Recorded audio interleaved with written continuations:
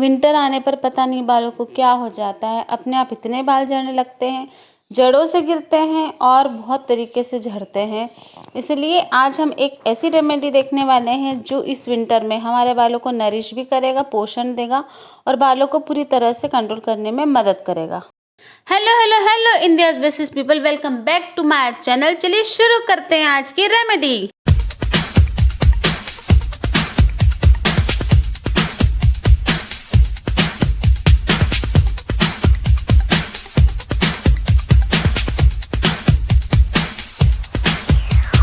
सबसे पहला इंग्रेडिएंट्स हम ले रहे हैं आंवला, जिसे इंडियन गूसबेरी कहते हैं। यहाँ पर आप गूगल में देख सकते हैं, पर यहाँ पर जो मैंने दिया है इंफॉर्मेशन उसमें विटामिन ई लिखा है गाइस, जबकि वो विटामिन नहीं ई नहीं है, विटामिन सी है, क्योंकि इसमें विटामिन सी भरपूर मात्रा में होता है। आंवले में लगभग 600 mg विटामिन सी होता है, तो इसीलिए इसका यूज़ आप रेगुलर बेस पर करोगे तो बहुत ज़्यादा बेनिफिशियल होगा।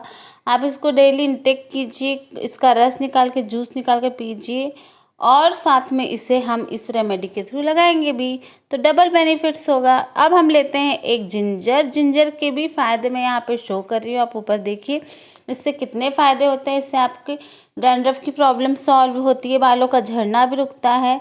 और अब हम ले रहे हैं लेमन, जिसको हम नींबू कहते हैं। नींबू में भी विटामिन सी होता है, मैग्नीशियम होता है, बाकी भी विटामिन्स होते हैं, पर इसमें जो विटामिन सी की मात्रा होती है आंवले की अपेक्षा कम होती है। इसमें 30 mg ही विटामिन सी होता है।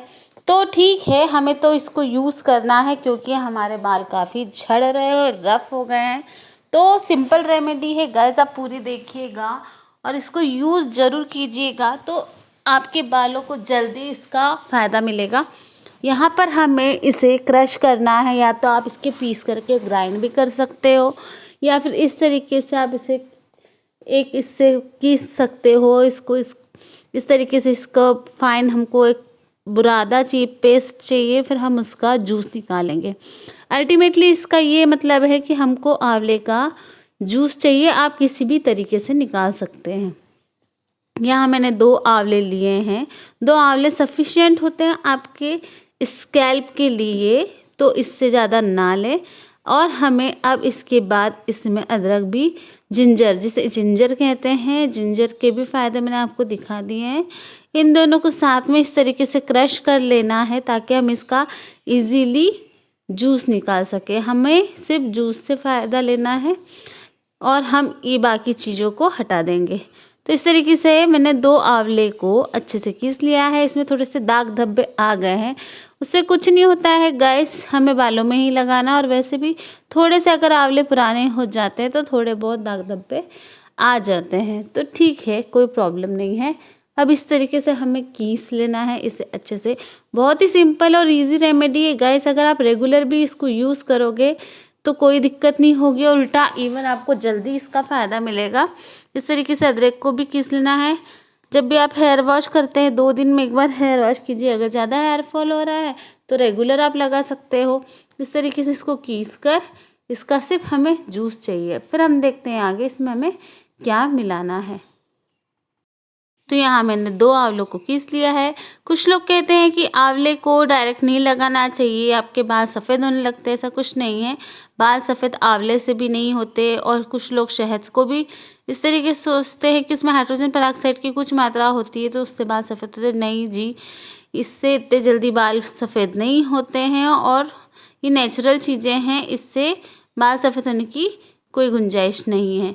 तो चलिए, इस तरीके से आप इसको ऐसे स्क्वीज़ करके भी जूस निकाल सकते हैं, या आप इसको छन्नी की सहायता से या कॉटन क्लॉथ की सहायता से भी इसका जूस निकाल सकते हैं। अल्टीमेटली हमें जूस चाहिए, तो मैं तो यहाँ सिंपल तरीका अपना रही हूँ, आप भी अपना सकते हैं। अगर कुछ ना हो तो बढ़िया अपना हाथ लीजिए और उसमें प्रेस कर दीजिए, सारा जूस बाहर। तो इस तरीके से हमें आंवले का और अदरक का जूस लेना है। अगर 2 टीस या 3 टीस्पून भी अगर जूस निकलता है तो it's sufficient for your head.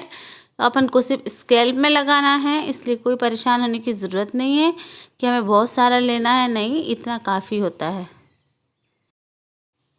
अब इसका जो बुरादा बचा है इसको या तो आप स्क्रबिंग में यूज़ कर लीजिए या फिर इसको आप सुखा सकते हो बाहर और बाद में यूज़ कर सकते हो। अब हमें एक लेमन लेना है इस तरीके से, उसको हाफ़ ही हम लेंगे, एक बार में हमें हाफ़ लेमन ही लेना है हमारे हेड के अकॉर्डिंग। अगर आपके बाल बहुत ड्राई हैं तो फिर आप इसमें हनी मिला सकते हैं, हनी से आपके बालों को नरिशमेंट मिलेगा। वैसे विंटर में सभी के बाल ड्राई हो जाते हैं। और अगर आपके बाल ऑयली है तो आप इसमें हनी मत मिलाइए, कुछ मत मिलाइए, सिंपल इसी को ऐसे ही कॉटन की सहायता से लगाइए। लेमन डाल लीजिए, नींबू का रस और इसमें अदरक का रस तो है ही, इन तीनों को मिक्स कीजिए बढ़िया सा और इसे अपने स्कैल्प में मसाज कीजिए। और मसाज करने के बाद आपको 30 मिनट इसको सिर में रखना है। इसके बाद आपको प्लेन वाटर से, only plain and cold, normal जो टैप वाटर होता है उससे बालों को धोना है। ये हो गया ऑयली स्कैल्प के लिए। इसमें हमने अभी हनी डाला नहीं है। अब हम हनी डाल के भी बता देते हैं कि अगर आपके बाल बहुत ही ड्राई, रूखे, बेजान हैं और आप परेशान हो गए हो, आप शैम्पू करते हो फिर कंडीशनर करते हो, फिर शैम्पू करते हो फिर कंडीशनर करते हो, फिर भी आपके बाल रूखे बेजान लगते हैं, तो ये है ना हमारे पास आयुर्वेदिक इलाज, ये है हनी। डाबर हनी हो या कोई भी हनी हो गाइस, सभी हनी आजकल जम जाते हैं, विंटर का टाइम है तो इससे कोई प्रॉब्लम नहीं है। अगर जमा हुआ है तो आप वो भी ले सकते हैं, या अगर वो नॉर्मल पोजीशन में है तो आप वो भी ले सकते हैं। आपको सिर्फ स्कैल्प में इसकी मसाज करनी है ना। तो इसीलिए आप इसमें 2 चम्मच लीजिए हनी, आपके बाल ड्राई हैं क्योंकि। और अगर आपके पास हनी ना हो तो फिर क्या करेंगे, फिर आप इसमें आप थोड़ा सा ऑयल मिला सकते हैं, विटामिन ई ऑयल या फिर कैस्टर ऑयल। बट याद रखिए ये दोनों चीज़ें तभी मिलानी जब आपके बाल बहुत ही ड्राई है, क्योंकि इससे ऑयल मिलाने से आपके बाल थोड़े से हल्के ग्रीसी हो जाएंगे, क्योंकि आप इसको वॉश करेंगे सिर्फ नॉर्मल टैप वाटर से। अगर इसमें आप ऑयल मिलाते हैं हनी की बजाय तो आप अपने बालों को थोड़ा से लुकवार्म वाटर से धोइए ताकि अच्छे से ऑयल निकल जाए। और अगर आप इसमें ऑयल नहीं मिलाते हैं, ओनली हनी मिलाते हैं, तो आप इसको सिंपल टैप वाटर से अपने हेड को धोइए। इससे क्या होगा, आपके बालों में ड्राइनेस भी नहीं बढ़ेगी, नरिशमेंट मिलेगा। और इसको वीक में कम से कम 3 बार यूज़ कीजिएगा। फीडबैक मुझे ज़रूर दीजिएगा आपको कैसा रिजल्ट मिला। Bye, thanks for watching.